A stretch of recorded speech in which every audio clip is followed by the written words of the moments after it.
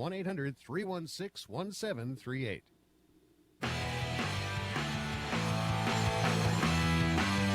All right, welcome to the show, World Soccer Radio, Sports Byline USA Radio Network. I'm Nick Geber along with Danny Page. Yeah, what up? What up? What's all this Good show. stuff, Danny? What's all this boxing my stuff? My buddy's getting ready to fight in like an hour here, Victor Ortiz. I've known Vic pretty well for a couple years. I'm pumped up. Big fight at the Barclays Center tonight. All right, well, there you go. So apparently Danny will not be paying much attention to the show today because we have got a great show today, as we do pretty much each and every day, Monday through Friday, 9 p.m. Eastern Time. We are going to be talking with Ives Galarcep from Soccer by Ives. Ives, a bit of a mouthful there. Anyway, we're going to be talking a little bit U.S. soccer today for a change. We're going to talk about some of the big stories swirling around, both U.S. players playing abroad. We'll talk a little bit USLPro, talk about the MLS alignment that's gone on there, and, of course, Galaxy 2 being announced. There's an awful lot to get to today. We're going to talk a little bit about the Premier League transfer window, the window in Europe. We're also going to talk about Spanish football, and I tell you what, Danny, that's a mess. Yeah, absolutely. With Racing Santander walking off the pitch today, the players said they hadn't been paid in 4 months. If I don't get paid soon after these last 4 months, I'm walking off. Yeah, I'll probably be off the show before I'll be walking out before the show's over. Then, Danny, there'll literally be no one here. All right, 800-878-PLAY, 800-878-PLAY. You can always find us on Twitter, folks. Always find us on Twitter at World Soccer Radio. That's at World Soccer Radio. Let us know what you feel, what you think. We'll read out the best tweets during the show because that's what we do. We're nice, caring kind of guys. We like, to inclusive show. This is a show for you to participate. And you can do that also by calling in the studio at 800-878-PLAY. So many ways to reach us. Yeah, absolutely. It is a U.S. soccer show, so all the Yanks, all the gringos, let's get together and let's talk some soccer tonight. Yeah, I'm proving that this is going to be a fun one. I am not a Euro snob. I am not a Euro snob. I have to write it on the wall 50 You're times. Just a snob. By the way, big hello to our men and women in uniform around the world listening on American Forces Radio Network. What a privilege it is for us to speak to you each and every weeknight at 9 p.m. Eastern Time, as well as if you're listening on the affiliate stations of the Sports Byline USA Network, or you're listening to us on iHeartRadio or TuneIn.com, or YouTube through WatchWSR.com or World Soccer Talk, or you just stuck an antenna in your ear, one of those hangers, and you're sticking your head out the window and you're picking us up. Welcome.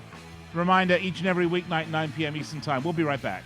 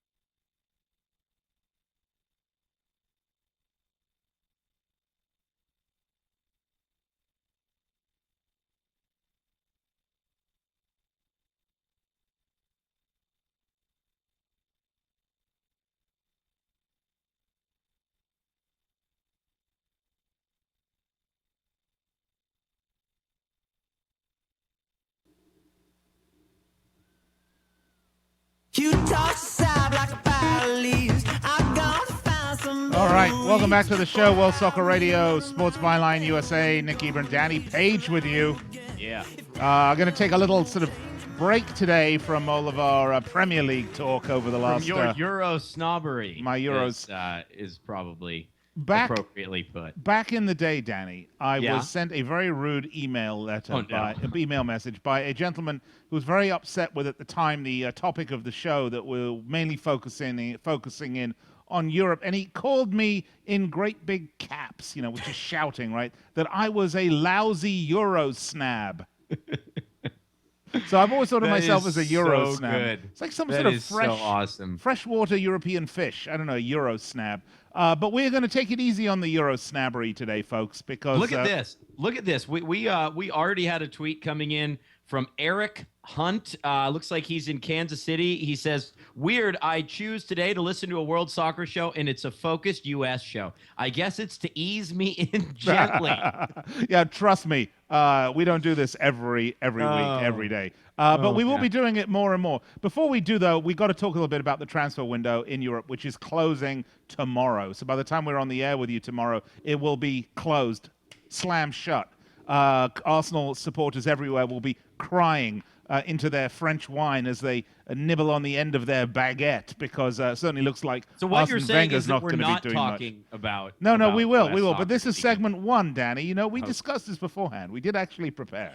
Oh, I wasn't paying attention. Yeah. Sorry. So let's just talk very quickly. Chelsea signed San Etienne defender Kurt Zuma. Now, let me just tell you about Kurt Zuma. This is a really big, strong defender. This is a great signing for them. But when I think of the name Kurt Zuma, dude, doesn't that just sound like some dude surfing down in Zuma? Yeah, it's Zuma Kurt beat, Zuma. Brah. No, yeah. it's a great, it's a good pickup for them. Well, it means that David Luiz or John Terry are out the door during the summer. Maybe that's both exactly of them, right. Really. Nice business, though. Chelsea's been so active. In a massive comparison to Arsenal, who have been completely inactive. Well, I don't know. They've been burning up some from frequent flyer miles between London and Germany, but that's about it. I don't know, maybe they figured it was World War II again. They were going to drop some bombs on the way, but they didn't do that. All right, let's talk about Spanish football, Danny, which is a hot mess. I don't know any other way to describe it, because, we have the glory that is Barcelona, the glory that is Real Madrid, Atletico doing so well this year, and it's exciting. We actually have 3 teams rather than just 2. And, of course, we've got Messi and Ronaldo. But then all of a sudden, Danny, the true face of Spanish football shines today. Yeah, I understand that you say it's the true face of Spanish football because you're obviously so enthralled by English football and English football alone that you have to heap it on the whole league because of one shady owner. Okay, I obviously don't like what the owner's doing at Racing Santander. I think the players should have walked off the pitch, but I don't know if you can, by this behavior, necessarily indict the entire game in Spain. Well, first of all, let's take a look. We're looking at Neymar, okay, and a 57 million euro payment to Santos, where only 17 million went to Santos itself, okay? So bad. I mean, Neymar's father is going to be getting sued now by Santos for this, where he basically pocketed 40 million euros. Okay, you're telling me there's not a problem in Spanish football all of a sudden, Danny? There is. We're talking about the situation where the Spanish government underwrites the big clubs through incredible tax breaks that other clubs don't get. So meanwhile, you've got a country that is having to come with their hands out, their pockets upturned to Europe for this massive bailout. And all of a sudden, these massive football clubs are getting the sweetest tax deals in the world. You tell me there's not a problem there, Danny. Come on. That's a systemic problem. How would you feel? There is a systemic problem. How would you feel? I don't know if today's happenings necessarily are a reason to be able to stand on the soapbox and denounce Spanish Give me the football. 4 quarterfinal matches in the League Cup, Danny. In the League Cup or in the Copa del Rey? No, give me the Capital One quarterfinalists. I don't know, man. That's a tough question. I'd have to really think. You got a good memory. I don't. That's why I'm asking you, by the way. This is not a pop quiz. This is a reflection on my poor memory. Right. No, off the top of my head. All right. Can you imagine if Sunderland walked off the pitch and didn't play and boycotted it because they hadn't been paid? Well, that would have happened. That certainly would have happened. It would never have happened because the FA would never have let it get to that. Would never have allowed it to happen there. I understand your stance. This is why it is a mess, a total mess. It's so top-heavy, Danny. There's a big problem there. Yeah, but that does bring in a lot of television revenue. The clubs, obviously, whether they are in Catalonia or in the capital, they have been closely entwined with the government for 60, 70 years, Nick. I mean, we go back to Generalissimo Franco and the Merengues in the 1950s. Don't know what that is, Danny. That's a horrible sound, isn't it? It's a nickname. That goes back to the 1950s. And, it's no different now. It's one reason why I think a lot of people worldwide don't watch Spanish football. Yes, there are a lot of problems, but I don't necessarily see much changing given the success of Real and Barcelona. Well, talk about TV revenues. I mean, the fact of the matter is that's completely top-heavy. I mean, you've got Real Madrid, you've got Barcelona. They take all the money, and everybody else their own can fight over the scraps. I mean, it's a real problem. And when we talk about Spanish football and the Spanish domination and we point our fingers, you're really talking about clubs that have had an unfair advantage in leagues that are stacked to constantly provide them the revenue that they need. Yeah, that's the way it is, Danny. And it hurts a club like Santander, who's just trying to pay their bills. And it's a discussion for another day because today we are going to come back and talk a little bit about the Americans. Oh, right. And I want to do that to talk about some problems at Sunderland for Josie Altidore because they just signed a gentleman from Internacional whose first name is Ignacio and last name is Scocco, which was the sort of wasn't that a VW, the Scocco or the Please Scirocco? continue I don't know. with Anyway, your real analysis. Yes, well, I can't help it, Danny. So it spells serious doom trouble for Josie Altidore. Yeah, He they has bring in one goal. When the fans said last week that they would invade the pitch if he scored a goal, wow! And what a poor miss from Josie in the midweek. That was really his last opportunity to stake a claim. And this is part of what we're going to talk about with Ives, I think, for the most part, is you look at the starters for the U.S. national team, and within the last year, almost all of the big starters in the outfield that will open the World Cup against Ghana for the United States, everybody's been on the move. Right. And that is not a good thing going into a major tournament. There's no consistency at the club level for any of these top players. Yeah, it's a problem, Danny. There was a really interesting article written in, and it was in ESPN FC, written by My Little Pony Roger Bennett. And, he actually makes a very good point. He says he's spoke to Jürgen Klinsmann. He had a couple of chats with some players.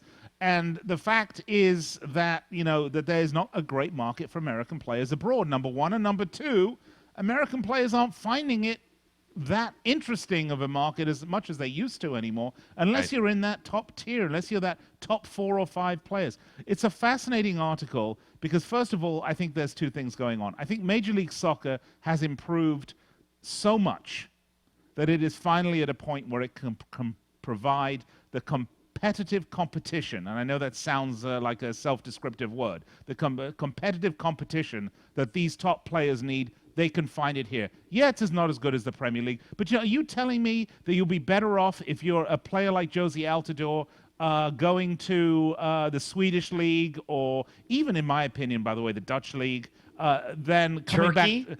These guys want to go to Turkey? Well, Wow. there's more money, I think, in for the There top is more money in the top in clubs in Turkey. But are you telling me that MLS isn't as good as the Dutch league, top to bottom? I think it is. I don't know about that. I don't think you have, some of the super elite players maybe you would rarely find in the Dutch league, like a Suarez type. Ibrahimovic obviously sharpened his game there in the Netherlands. I think it's just hard for young Americans to want to really stay away from home for a long period of time. They want to be stars in their own country, not toil in obscurity, making less money in a smaller league. They're happy to be home in the United States. I just find it ironic now that we have a foreign star who's a manager. I know we had Bora Milutinovic, who was obviously a foreigner that was a U.S. manager, but a foreign star leading US. It's crazy. We'll get into it a lot on today's show. All right, we will pick it up where we left off when we come back after this. It's time to go to break. World Soccer Radio. Hope you're enjoying the show. If you're a first-time listener, first-time watcher, we welcome you. We'd love you to participate at World Soccer Radio. All right, we'll be right back after this.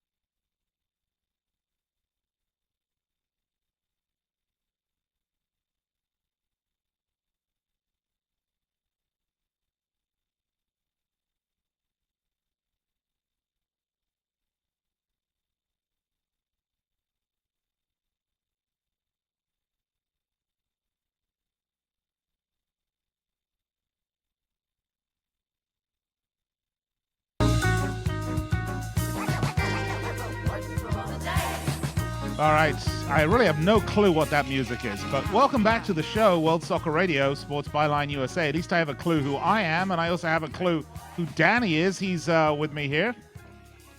I think he is. I am here. Oh, there you go. At least in body. I knew you'd come around, Danny. Maybe not in mind. I want to come back to this Klinsmann. So Danny, I want to come back to this Klinsmann thing because, and I want to discuss that with Ives, because I know he's got an opinion or two about this.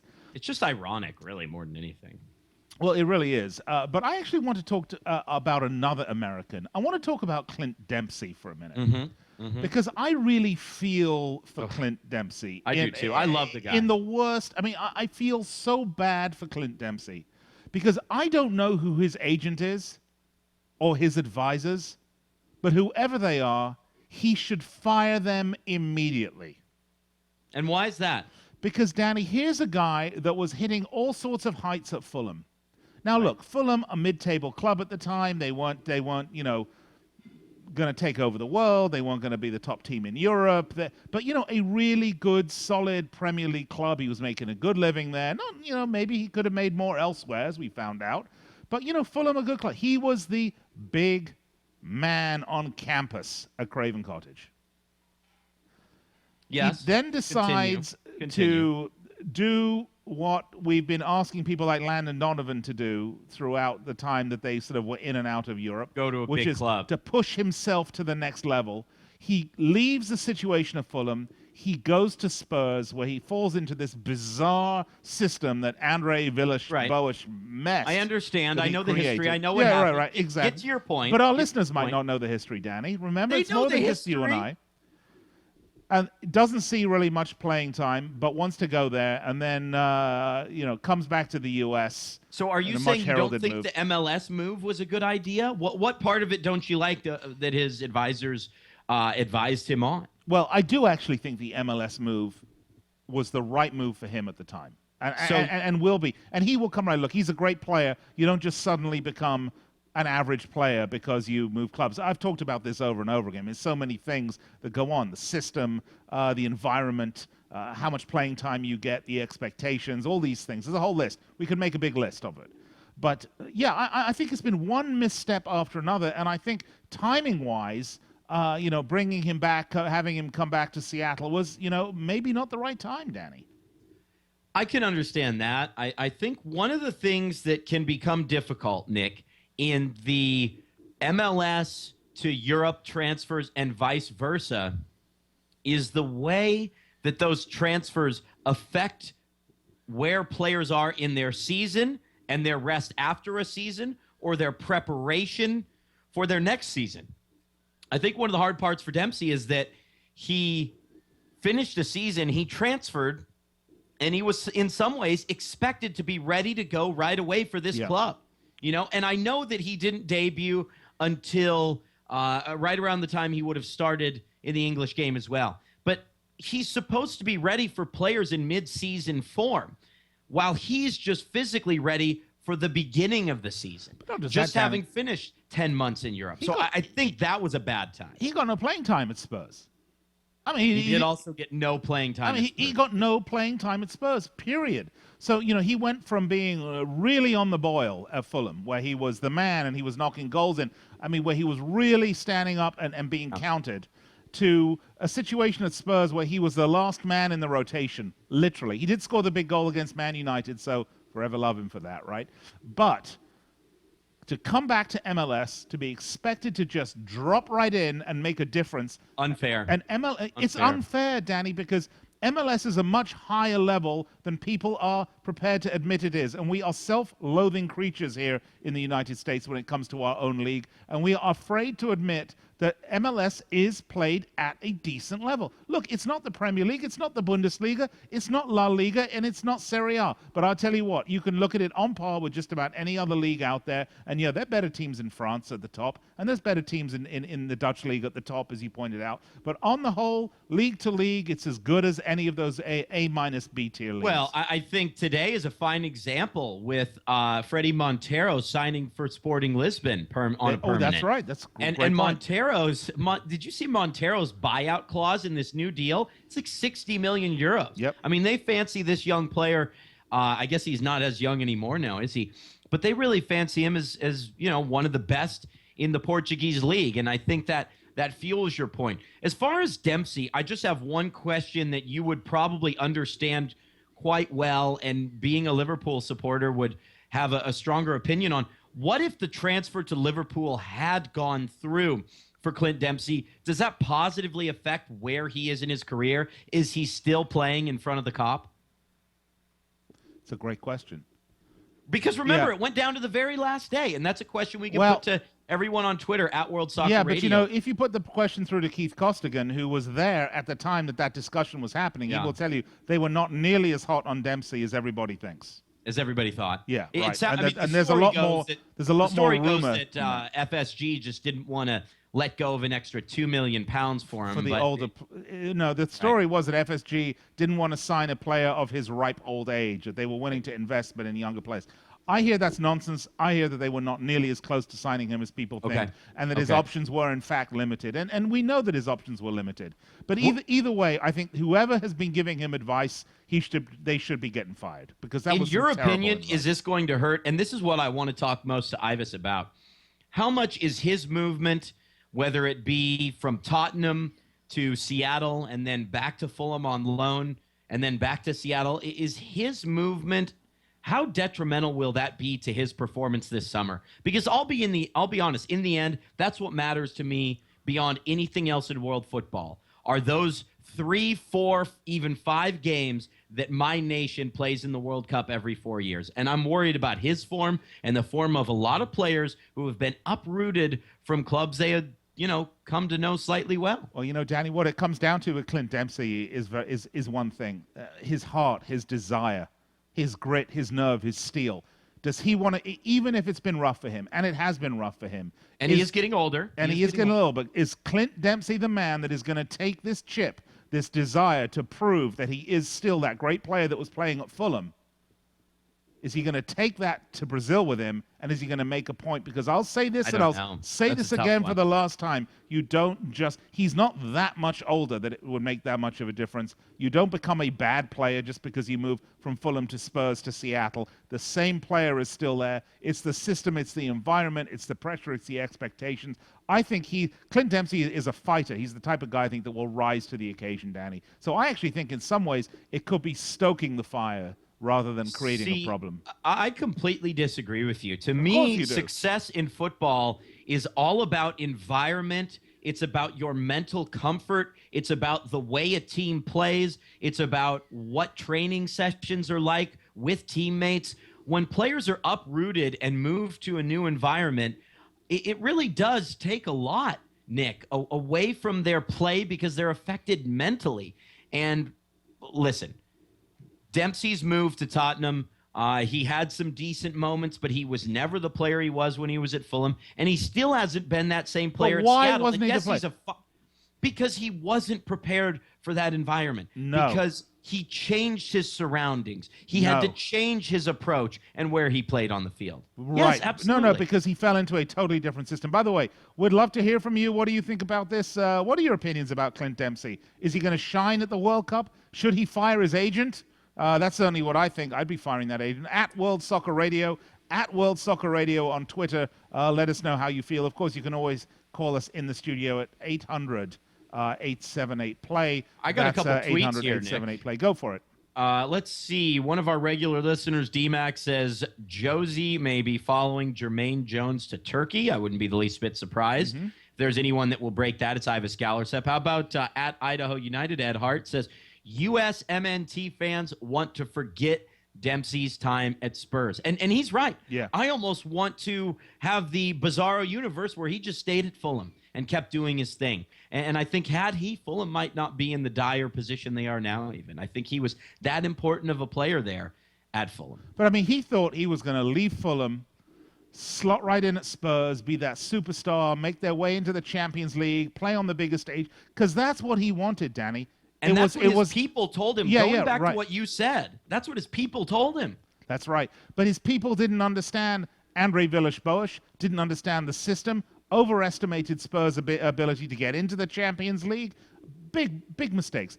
Check, fire at the end, because that agent, whoever that is, really doesn't belong in the job. That's some of the worst advice. As far as coming back to Seattle, I think it's great. I think it's great to have him home. I would like to see more American players who have gone abroad, done their thing, push themselves.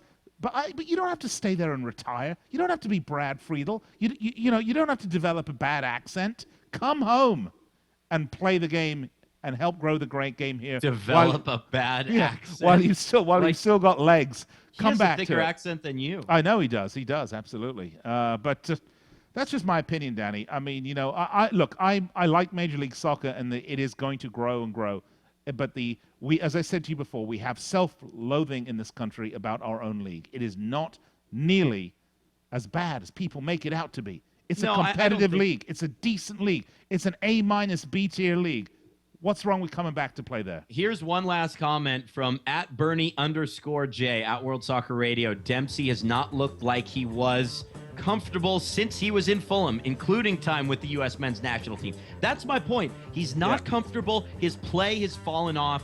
I don't know. The big guy's going to join us next. Ives Galarcep from soccerbyives.net and so many other sites. He'll help us break this down, man. All right, we're going to talk a little USL Pro, the LA Galaxy 2, Major League Soccer. We got it all coming up next. World Soccer Radio, Twitter at World Soccer Radio, 800-878-PLAY. If you'd like to chime in. By the way, once again, big hello to our men and women in uniform around the world listening on American Forces. Also, if you're listening on an affiliate station of the Sports Byline Network, iHeartRadio, iTunes, what's the other one? TuneIn.com. TuneIn. Yeah, we got a live video show for you on YouTube at Watch WSR. We'll be right back. Don't go anywhere.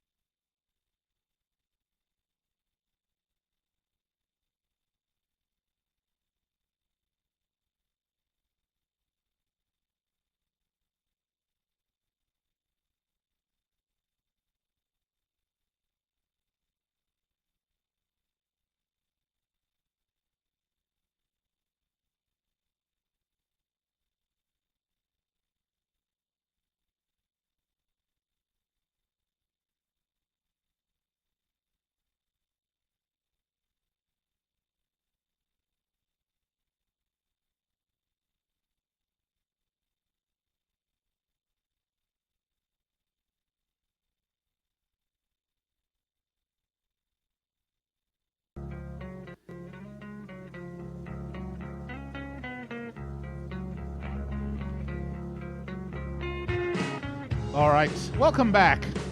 World Soccer Radio, Sports Byline USA. Did you want to say that, Danny? No, You sure? I'm good, man. You're positive, right? Yeah. Because it's your positive. opportunity right now. I'll let you put the number out, Danny. 800-878-PLAY. 800-878-PLAY. Mr. DeMille, I'm ready for my close-up. All right, the man. discussion today on the show is we're talking about U.S. soccer, MLS, American players abroad. A couple of really interesting articles. One was by Roger Bennett and at ESPN FC discussing the value of American players abroad. Not just the value that teams abroad place on American players, but also the value that American players place on playing in Europe, and it seems to be perhaps decreasing somewhat. Also, so many other stories. We got USLPro, we got MLS. Joining us to discuss this, a guy we've not had on the show before, and we're very pleased to have him with us, Ives Galarcep from Soccer by Ives. Ives, welcome to the show. Hey, thanks for having me. Good to have you, man. Absolutely. It's been a wow, Nick. I get to go first. Well, you are. It's been quite a month. This January transfer window has been something else, hasn't it, for American soccer players more than anyone, really. How would you summarize the last 30 days? And have you ever seen a window like this for United States national team players? Well, I think there have been windows in the past where some big moves have been made, but just the number of moves and maybe some of the surprising nature of the moves made this window definitely a unique one. It's funny because now, as we head into the end of the window, in past windows, it's been where the American player goes on the last day. Obviously, Clint Dempsey, when he went to Tottenham, that was kind of a last-minute deal, or when Michael Bradley went to the Bundesliga, it was kind of similar. So we've had that kind of end of the window hysteria. Breck Shea, I can remember when he signed at Stoke, that was a deadline day move. This year it's been everything happened already. Everything happened early, and now we're at the end of the window here, and it's gotten pretty quiet. And it's almost easy to forget just how many guys made moves. So yeah, it was absolutely a pretty crazy month. Ives, a couple of interesting articles. One was by Roger Bennett talking about the value of American players. I thought that was a fascinating article, and another article in NBC talking about Clint Dempsey and sort of his moves and how maybe he's not been been given the best advice along the way. I mean, how do you see Europe now as the holy grail for top-level American player? Is the luster coming off a bit, do you think, on both ways? I don't know. I don't know if that's necessarily the case. I mean, I know I did read the piece by Roger, and I saw the comments from Hercules Gomez, and I think there's definitely, obviously, there's something to be said for that. That certain aspects of it that I don't think people consider, as an example, the whole tax issue and how maybe in some other countries where the leagues aren't as highly regarded as England, but where the financial situation is maybe better. But I think England, it isn't just kind of the quote unquote holy grail for American players. I think players all over the world see that league and just the money that can be made there and the prestige there, see it as kind of one of those ultimate destinations. I don't think that's a new thing. Right. What I would say is I think it's interesting now to see more spotlight put on the fact that there is something to the idea that American players are undervalued in Europe. And it is a tougher road for Americans to get into Europe. And I think for the longest time, some people just saw it as a case of, well, Americans aren't good enough. There is no stigma. There's nothing holding Americans back. They're just not good enough. And I think now when you see people who are tied into the game coming out and saying this, like Jerome de Montagne, the Red Bulls managing director, sporting director, he's French. He was the president of AS Monaco. He's been in European soccer. He's seen it firsthand. And to have someone like that just flat out come out and say, hey, you can have two players, one American, one African, exactly the same player. The African player will get more chances. I mean, that says a lot. And it should, and hopefully it'll open some eyes to people who have for the longest time just assumed it's a case of Americans not being good enough when that's not always the case. Right. I mean, one of the interesting things that's going to happen, first of all, it's going to become more and more difficult for American players that aren't regular first-team national team players to get work permits, and we're starting to see a little bit of that. How much of this is also the emergence of MLS as a meaningful league around the world? I mean, one of the things I said in the last segment is that we sort of have many people have a self-loathing for our own league here, and are afraid to just admit that there is a lot of quality football being played here, and it can present a competitive environment for players.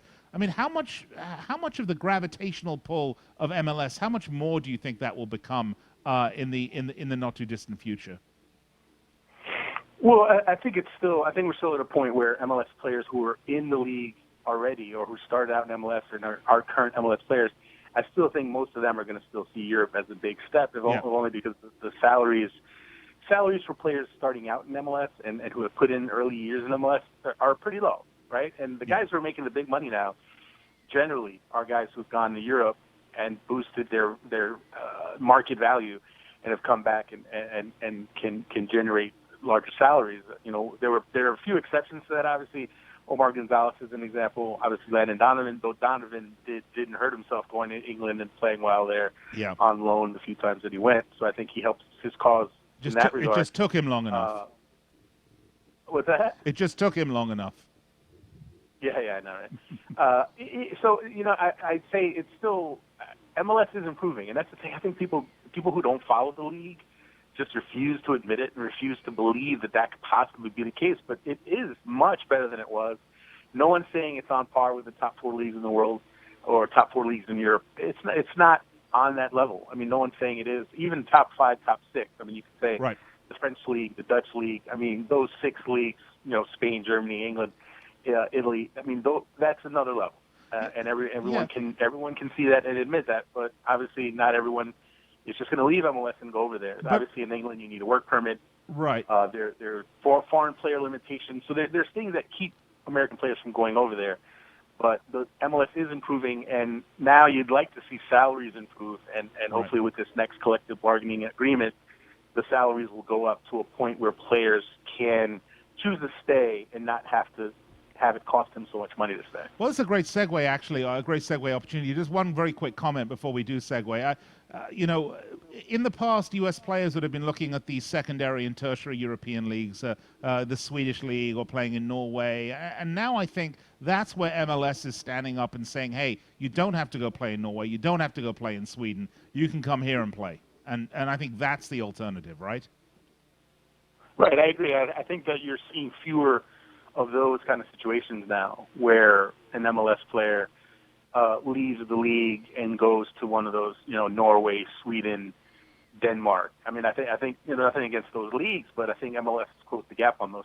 And 5 years ago, 6 years ago, you might see players make that jump because there's more money there and it gets them closer to Europe. But I think now we've seen enough cases of players who have done that, and it just hasn't worked out. I mean, there's so many other things that go into an American player making that jump and having to adjust and having to adapt and not have assurances and not have long contracts. I mean, just as an example, just to give you an example, a year ago, you had 2 players who were pretty highly regarded college players who chose not to sign with MLS. One was a highly regarded a prospect, Billy Schuler, who the league wanted to sign. And another was Brian Spann, who was a young teenage prospect, really talented, but MLS wasn't ready to sign him.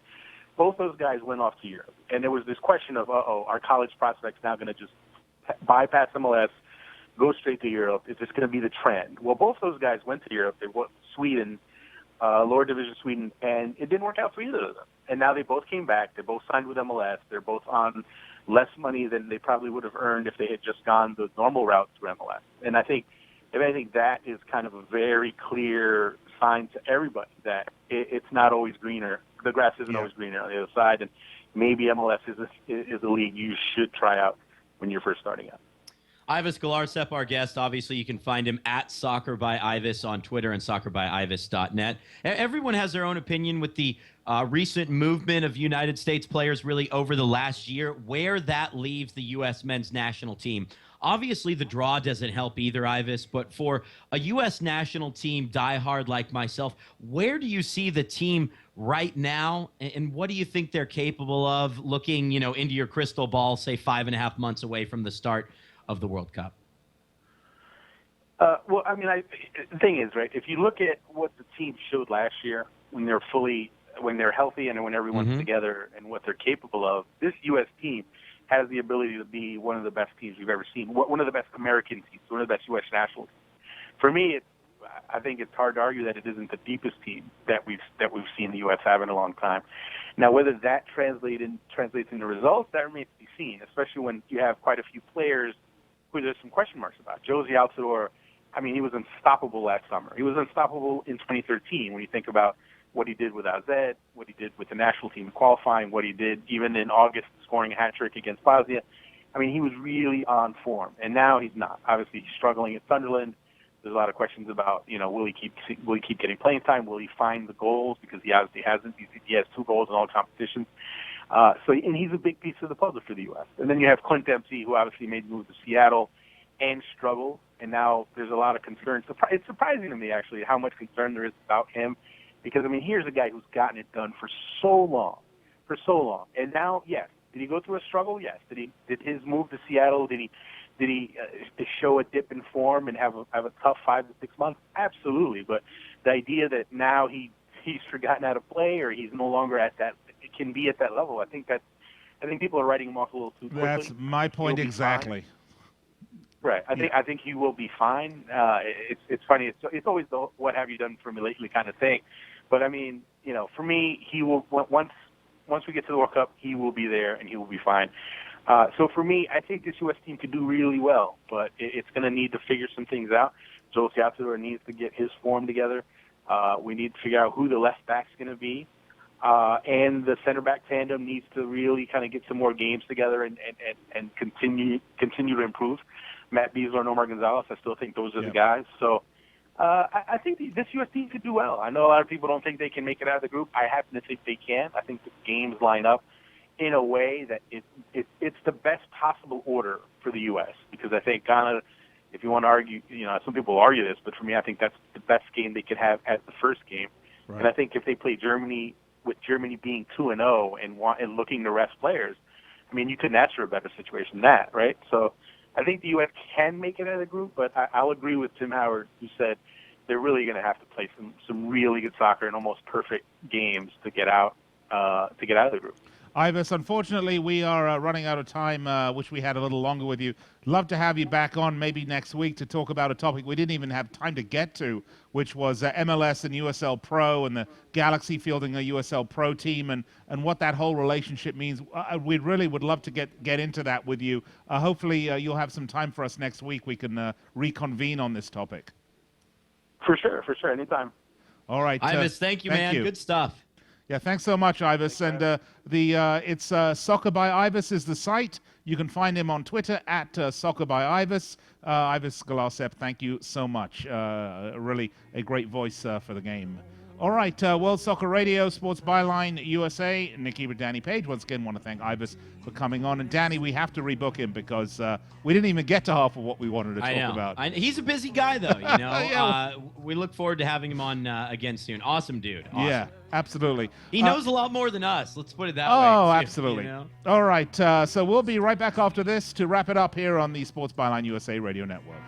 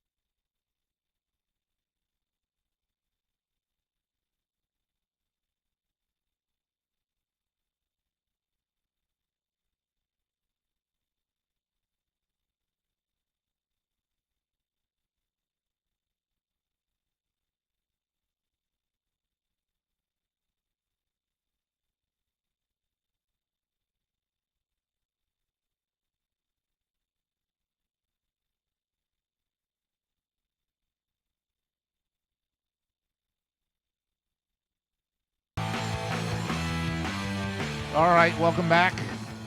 I want to thank Ives Galarcep for coming on. We're going to have him on again because we didn't even get to the USLPro stuff, Danny. I know, exciting stuff. We had one listener ask us on our YouTube page, what do you think about Galaxy 2? We'll get into it more on tomorrow's show, 9 p.m. Eastern. Watch WSR.com. And, of course, across the country on the Sports Byline Radio Network. But, yeah, that's big news, and we got to talk to him about it soon. I have a couple quick tweets.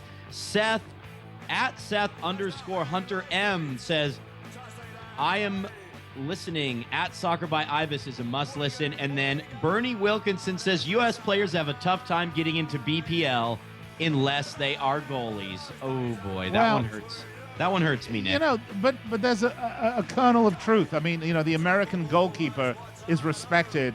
The American outfield player still has to earn that respect for some reason, even though you got players like Dempsey and Donovan that have been there, that have done that have been in demand. I just don't understand it. But then I do, being English. There's a certain xenophobia going on there. But anyway, we'll talk about that another time. Just want to remind everyone, we're on the air with you Monday through Friday, 9 p.m. Eastern Time. We are the only nationally syndicated show on terrestrial radio and all these other platforms Monday through Friday in the United States that talk the beautiful game. So if this is what you like to do, hope you will make us a regular part of your week.